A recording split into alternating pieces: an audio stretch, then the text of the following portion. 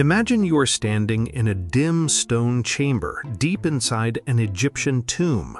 The year is somewhere around 1200 BCE. Priests move slowly around a wrapped body, murmuring, working through a ritual that has taken weeks, and beneath the resin and the linen, there is a smell that should not still exist after 3,000 years, a warm, sharp, unmistakable smell: cinnamon. Archaeologists opening mummies millennia later have caught that same scent rising off the bandages, a spice from the other side of the world sealed into a body meant to last forever. Nobody in ancient Egypt could tell you where that spice actually came from, not the pharaoh, not the priests, not the merchants who sold it for a fortune. For thousands of years, the true source of cinnamon was one of the best-kept secrets in human history, and the lengths people went to protect that secret, the myths they invented, the wars they fought, the monopolies they enforced with death sentences, all of it shaped trade routes, colonial empires, and the modern spice rack sitting in your kitchen right now. Before we go further, it helps to understand just how strange it is that this story exists at all. Most spices that shaped world history announce themselves loudly. Pepper grows in visible vines along the ground. Ginger sits right under the soil where anyone with a shovel could find it. But cinnamon, for most of human history, was a rumor with a price tag, a substance that showed up in ports and marketplaces with no visible chain connecting it back to a tree, a farmer, or a forest. That gap between a product everyone wanted and an origin nobody could verify is exactly the kind of gap that fortunes get built on.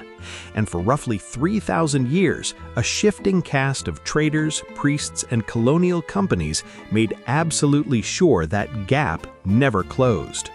The story starts in ancient Egypt as far back as 2000 BCE in written records that mention a fragrant substance arriving from somewhere to the south or the east.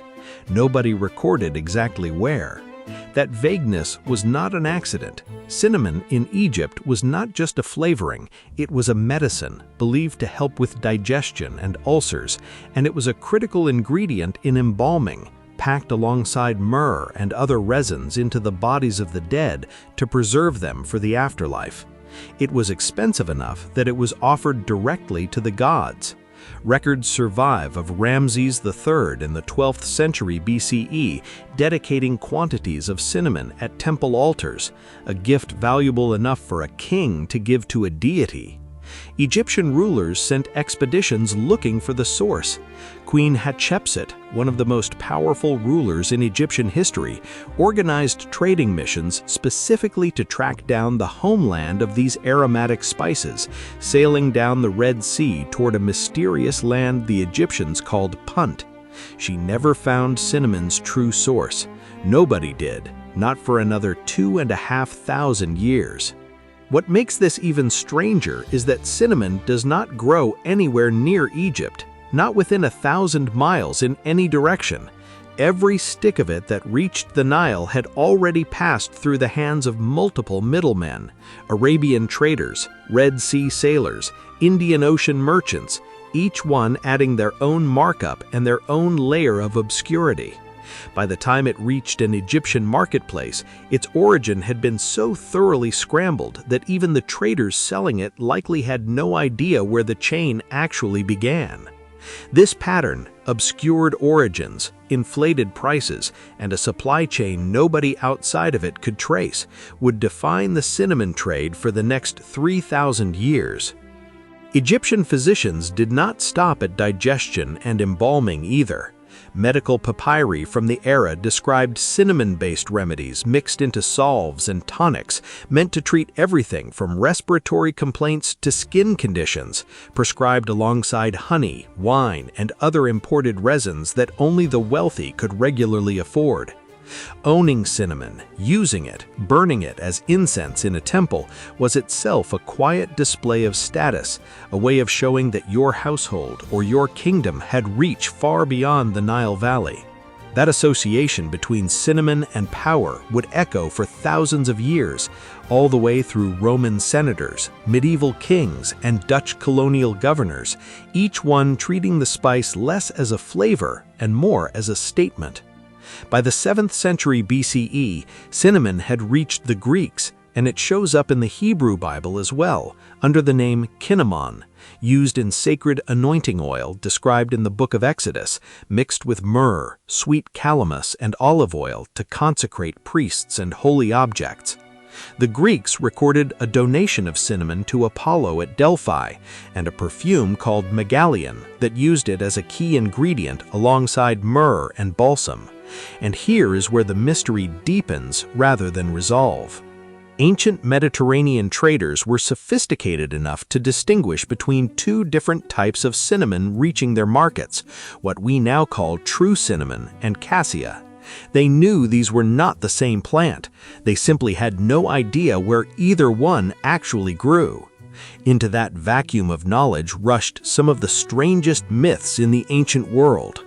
Herodotus, writing in the 5th century BCE, and later Aristotle, recorded a story about an enormous bird native to Arabia that built its nest out of cinnamon sticks high on cliffs no human could reach. According to the tale, Arabian traders would leave enormous chunks of meat below these nests. The birds would swoop down, grab the meat, and haul it back up, and the extra weight would cause the nest itself, sticks and all, to come crashing to the ground where merchants waited to gather the cinnamon. A separate legend held that Cassia grew in shallow marshes guarded by vicious winged creatures, part bat, part serpent, that had to be fought off before the spice could be harvested. A third tale claimed cinnamon sticks could only be gathered by workers wrapped head to toe in ox hides and thick leather to protect themselves from the swarms of venomous flying snakes that supposedly nested among the bushes. These were not campfire stories told for fun. They were commercial propaganda, deliberately absurd tales spread by the merchants who actually controlled the cinnamon trade, designed to make the source sound so dangerous and remote that no competitor would ever bother looking for it themselves. It worked for centuries. Even well-educated Greek and Roman audiences, people who had mapped the stars and measured the circumference of the Earth with startling accuracy, repeated these stories as plausible fact, because the alternative, admitting that nobody actually knew, was worse for business than any winged serpent. The historian Strabo, writing not long after these tales had already taken hold, expressed his own skepticism, noting that such fantastic explanations tended to appear suspiciously often whenever a trade good happened to be extremely profitable and extremely hard to verify. He was politely accusing an entire industry of lying, and he was not wrong. Roman appetite for cinnamon and other Eastern spices was so intense that it became a genuine drain on the empire's finances. Pliny himself complained bitterly that Rome was hemorrhaging gold and silver every year to India, Arabia, and points further east just to keep aristocratic kitchens and temples supplied with spices nobody in the empire could grow themselves, an early and remarkably modern-sounding complaint about a trade deficit driven by luxury imports. The Romans inherited both the spice and the myths. Roman writers describe cinnamon-infused wine served at elite banquets, and cinnamon was burned as incense at the funerals of emperors. The Emperor Nero, according to Roman historians, burned an entire year's supply of the empire's cinnamon at the funeral pyre of his wife Poppaea Sabina, a gesture so extravagant that contemporary writers treated it as a scandal in itself, not because burning a spice was strange, but because of exactly how much wealth was going up in smoke. But one Roman was not buying the fairy tales. Pliny the Elder, writing in the 1st century CE, argued flatly that the bird stories were fabrications invented by merchants to justify outrageous prices. He was almost certainly right, and his own numbers make the case for him. According to Pliny, roughly a Roman pound of the best cinnamon cost about as much as 4 years of wages for an average laborer. That is not a luxury item, that is a fortune wrapped in bark.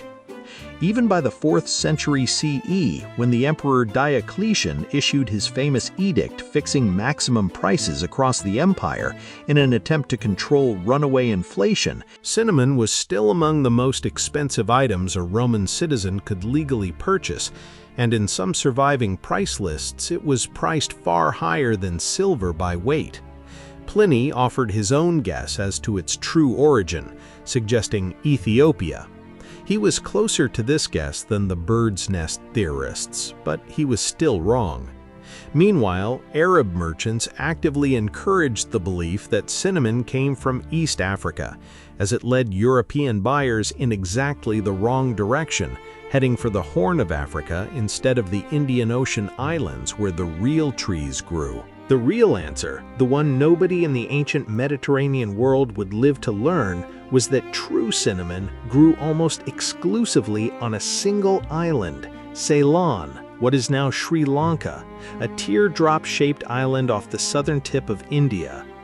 Cassia, the second variety, came from southern China, where it had been cultivated and used in traditional medicine for centuries before it ever reached a Mediterranean nose.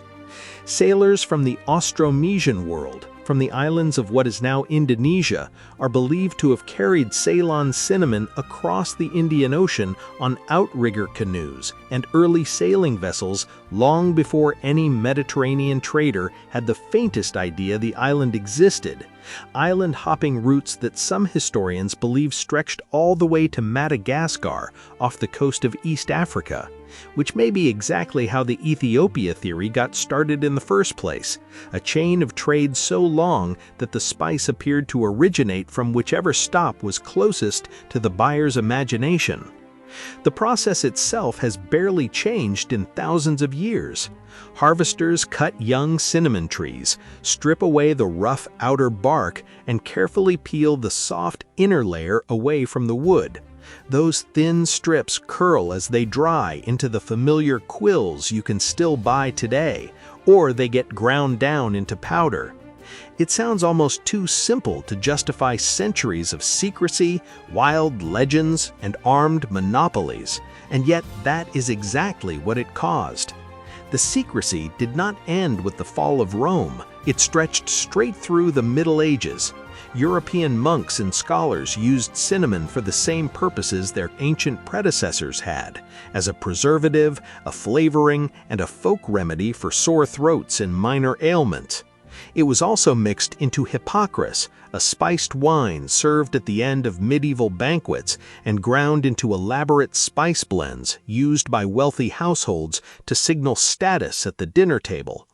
But its true source remained so mysterious that even around the time of the Crusades, some European scholars seriously claimed cinnamon sticks were gathered from the mouth of the Nile River using fishing nets floating downstream from some unknown paradise deep in Africa, an idea that persisted in some circles for generations despite growing contact with the actual spice-producing regions of Asia. Spices in general carried enormous social weight in medieval Europe, sorted and displayed at banquets almost like jewelry, with cinnamon ranked among the most prestigious alongside pepper, cloves, and saffron. A household that could season its meat with cinnamon was announcing silently but unmistakably that it had money and connections stretching far beyond the local market square. Guilds of spice merchants in cities like Venice and later Antwerp built entire fortunes on careful control of supply, weighing, taxing, and regulating cinnamon almost as tightly as a modern central bank manages currency. The breakthrough finally came in 1292, when an Italian missionary named Giovanni da Montecorvino traveled through India and became the first European to actually describe the cinnamon tree from first-hand observation, noting that it resembled a laurel and that great quantities of it were shipped from an island near the Indian coast. Around this same period, Marco Polo passed through South and Southeast Asia and wrote of spice-producing regions as well, though his accounts, like most medieval travel writing, blended careful observation with second-hand rumor in ways that make it hard to separate fact from embellishment. For a while, that knowledge stayed largely in the hands of Venetian merchants, who controlled the flow of Eastern spices into Europe through Alexandria and Constantinople, and grew extraordinarily wealthy acting as the middlemen between Asian producers and European buyers. A monopoly so profitable, it helped fund the palaces, churches, and art that still define Venice today. That arrangement collapsed in the 15th century when the rising Ottoman Empire made the traditional overland spice routes through the Middle East increasingly dangerous and expensive for European traders. So Europe went looking for another way in, by sea.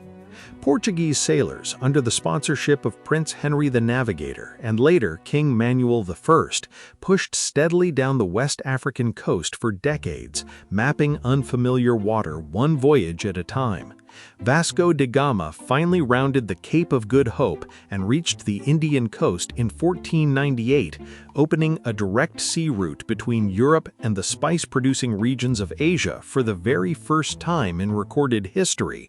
The Spanish, sailing in the opposite direction under Columbus and later explorers, stumbled into an entire hemisphere nobody in Europe knew existed, chasing the exact same goal, a shorter path to the Spice Islands. Once the Portuguese reached Ceylon directly, they moved fast, seizing control of the island's cinnamon groves and forcing local labor to harvest bark for export back to Lisbon. Portugal, almost overnight, became one of the wealthiest powers in Europe, built substantially on the back of a single spice and the sea route that finally exposed its secret. Lisbon's docks filled with warehouses built specifically to store cinnamon, pepper, and cloves, and the Portuguese crown funded much of its imperial ambition on the taxes and profits generated by those very warehouses, turning a spice that had once justified myths about monster birds into a line item in a royal budget. It did not last. In 1638, the Dutch arrived in Ceylon, allying with the local Kingdom of Kandy against the Portuguese, and within 2 decades they had pushed the Portuguese out entirely, taking full control of the island's cinnamon production. The Dutch East India Company, often remembered by its Dutch initials VOC, treated cinnamon as one of its most precious assets, and it protected that asset with brutal efficiency. In 1659, the company decreed that anyone caught selling wild cinnamon outside its official channels would be executed. To keep European prices artificially high, the Dutch deliberately burned entire stockpiles of surplus cinnamon rather than let extra supply reach the market and drive the price down, destroying tons of a spice that had once been worth more than gold by weight simply to protect the number on a ledger. Bundles of cinnamon sticks were even worked into the official coat of arms of the Dutch Ceylon colony, a spice important enough to become a literal symbol of state power. Dutch plantation managers eventually moved beyond simply harvesting wild trees and began systematically cultivating cinnamon in controlled groves, refining the peeling and drying techniques, and tightening their grip on quality and supply at the same time. The VOC maintained its own private army and navy to defend these holdings, treating a curl of tree bark as a strategic resource worth fortifying, garrisoning, and, when necessary, killing over. Local Sinhalese peelers, whose families had harvested cinnamon for generations before any European ship ever anchored offshore, were conscripted into forced labor systems that extracted enormous quantities of bark under threat of punishment, while nearly all of the profit flowed back to shareholders in Amsterdam thousands of miles away. It is worth pausing on that fact for a moment because it is easy to tell this story as one of clever merchants and colorful legends and forget that behind every shipment of cinnamon reaching a European table sat the labor and often the coercion of people who rarely appear by name in any of the surviving records. Dutch dominance eventually gave way to British and French competition. Britain seized Sri Lanka from the Dutch in 1796, folding it into an empire that would soon control most of the Indian subcontinent as well, and British administrators continued and even expanded the plantation system the Dutch had built, turning Ceylon cinnamon into one of the signature exports of the British colonial economy. Meanwhile, a French botanist named Pierre Poivre, whose own surname, fittingly, is the French word for pepper, spent years smuggling live cinnamon plants and seedlings out of Dutch-controlled territory in the 1770s, breaking the monopoly by establishing new cinnamon groves in French colonial holdings in the Indian Ocean and the Caribbean. What had been a closely guarded secret for 3,000 years was, within the span of a couple of centuries, pried wide open, replanted, and scattered halfway around the globe, grown now on islands and coastlines the ancient Egyptians and Romans never even knew existed. Meanwhile, Cassia cinnamon followed an entirely separate history in China, where it had been documented in traditional pharmacopoeias for well over 2,000 years, valued for warming the body and treating digestive complaints long before European traders ever placed an order for it. Chinese Cassia cinnamon moved west along overland routes and through South Asian ports for centuries, arriving in European markets as a cheaper, harsher cousin of Ceylon cinnamon, one that few buyers outside of Asia bothered or were even able to distinguish from the real thing. That confusion, more than any single decision by any single trader, is the reason the word cinnamon today covers two genuinely different spices without most people ever realizing it. By the time cinnamon and cassia reached the Americas, carried across the Atlantic on the same colonial shipping routes that moved sugar, tobacco, and enslaved people, the spice had fully completed its journey from sacred and secret to common and everyday. Colonial cookbooks in places like Virginia and New England called for cinnamon in pies, puddings, and spiced drinks meant for ordinary family tables, not royal banquets. It found its way into the cuisines of nearly every region it touched, folded into Mexican mole and champorado, stirred into Middle Eastern rice dishes and stews, baked into British buns and American pies, brewed into Vietnamese pho and Indian masala chai. Almost no other spice in the world sits so comfortably in so many unrelated culinary traditions at once, a quiet legacy of just how far and how many different hands it passed through to get there. As the 19th century progressed, cinnamon slid down the ladder from royal luxury to household staple, showing up in ordinary cookbooks and on the shelves of ordinary homes across Europe and eventually the world.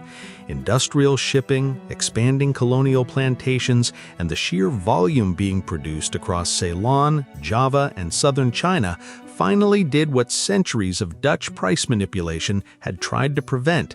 They made cinnamon affordable. Bakers folded it into cakes and pastries. Households stirred it into stewed fruit and spiced drinks. What had once bought 4 years of a Roman laborer's wages by weight was, within a few generations, sitting in a tin on a kitchen shelf costing next to nothing. Today, the numbers tell you how completely that transformation happened. Roughly 225,000 tons of cinnamon are produced globally each year, and nearly all of it, about 99%, comes from just 4 countries: Indonesia, which alone produces around 87,000 tons, followed by Vietnam, China, and Sri Lanka. The production method has barely changed since medieval times: bark cut, peeled, rolled, and dried by hand, largely unchanged despite 2 centuries of industrialization touching nearly every other corner of global agriculture. But there is a twist waiting in most modern kitchens.